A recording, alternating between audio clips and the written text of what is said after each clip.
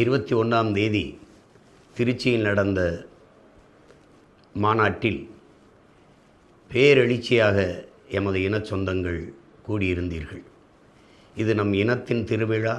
எல்லோரும் கூடுவோம். தமிழ் பேரின பெருவிழா. வென்றுவாகை சூடுவோம்.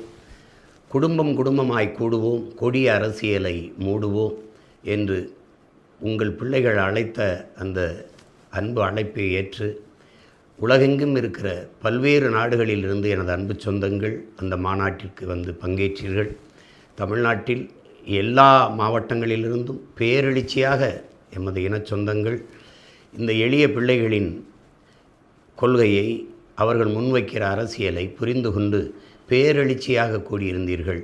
இது தமிழரின வரலாற்றில் பெரும் மாறுதல், பெரும் ஒரு மாபெரும் புரட்சி. அதிலே பங்கேற்ற ஒவ்வொருவருக்கும் என்னுடைய நிறைந்த அன்பும் மகிழ்ச்சியும். அங்கே நீங்கள் குடும்பம் குடும்பமாக வந்ததை பார்த்து நான் உண்மையிலே பெரும் மகிழ்ச்சி அடைந்தேன். எனக்கும் பெரிய நம்பிக்கையும் உற்சாகத்தையும் அந்த மாநாடு தந்தது.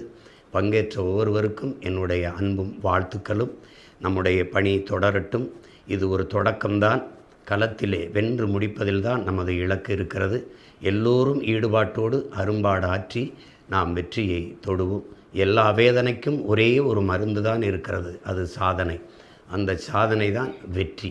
எப்படி பார்த்தாலும் வெற்றிக்கு ஒரே வழிதான் இருக்கிறது, கடுமையான உழைப்பு.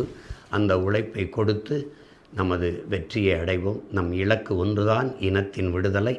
இனம் ஒன்றாவோம், இலக்கை வென்றாவோம். புரட்சி எப்போதும் வெல்லும், நம் வெற்றி அதை சொல்லும். தமிழ்தாய் வாழ்க, தலைவர் பிரபாகரன் வாழ்க. எல்லோருக்கும் என்னுடைய அன்பும் வணக்கமும் நன்றியும். நாம்